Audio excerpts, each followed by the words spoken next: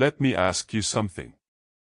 Have you ever seen someone walk into a room, smile, say, "Hey," in English, and immediately start talking like they were born to do it? And meanwhile, you're standing there, frozen. Your brain knows what to say, but your mouth says, "Nope. Not today." You're not alone. Hi, my name is David. I'm not a native English speaker. But today, I speak English with confidence, comfort, and most importantly, with joy. It wasn't always like this. In fact, for a long time, I avoided conversations. I was afraid of saying the wrong thing. Afraid people would laugh. Or worse, that they would look bored. But I want to tell you something powerful. Fear is not permanent. And yes, you can learn to move from fear to flow in your English conversations. Stay with me.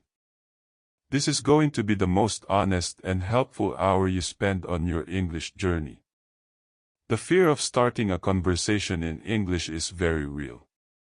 And it's deeper than just vocabulary. I remember my first conversation attempt in English at a language exchange event. I had rehearsed everything, from my name to 3 fun facts. But when I approached someone, and they smiled and said, "Hey, what's up?" I completely blanked. My brain shut down. The fear wasn't just about words. It was about judgment. Would they think I was dumb? Would they ask me something I couldn't understand? Psychologists call this communication apprehension. According to Dr. James McCroskey, this fear of speaking in a second language is normal, but it can become a mental block that limits fluency, more than grammar or vocabulary ever could. But here's the twist. That fear is actually a signal. It means you care. It means you want to connect. And that desire, that's your fuel. I wish I could say that I magically got better. But the truth, I failed a lot.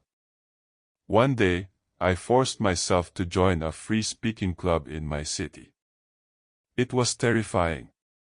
I walked in, sat at the back, and hoped no one would talk to me. But then a woman named Sarah turned to me and said, "Hi, I don't think we've met before. What's your name?" My heart raced. But I remembered something my teacher had told me: connection matters more than perfection. So I took a breath and said, "Hi. My name is David. I am new here." Was it perfect? No. Did she care? No. We ended up talking about food, travel, and movies. That conversation changed my life. Not because of what I said, but because I realized it's okay to be simple, slow, and even a little awkward. What matters is starting. Now let's get practical. You want to feel confident starting conversations in English. Let me give you 5 strategies that help me go from fear to flow. 1. Memorize flexible starters. Instead of full scripts, learn adaptable openers. Things like, "Hey, have we met before? This place is cool. Have you been here long?" These openers invite conversation. They're friendly, not forced. 2. Use the question complement method. Example: "I like your accent. Where are you from?" It's warm, disarming, and personal. 3. Practice flow words.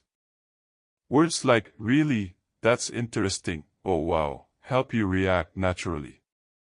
These are conversation glue. 4. Use storytelling instead of answers.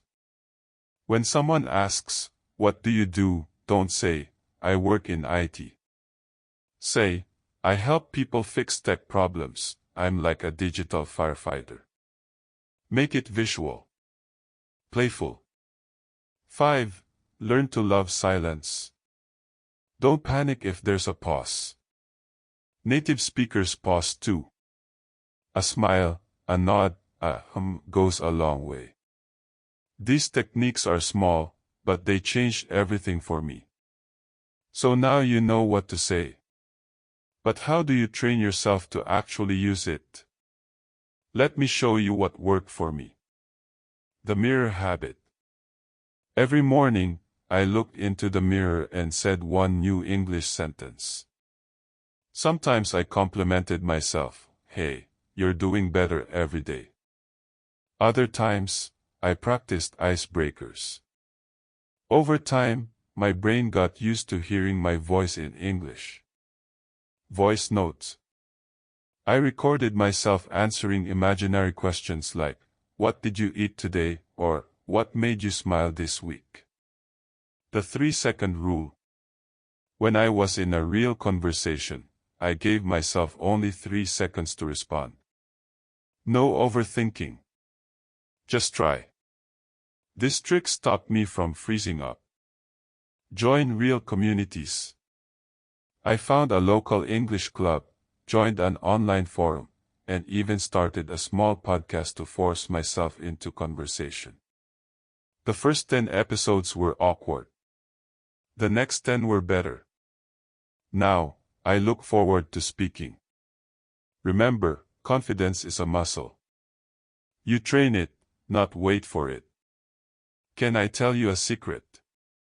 My most embarrassing English moment led to one of my best friendships.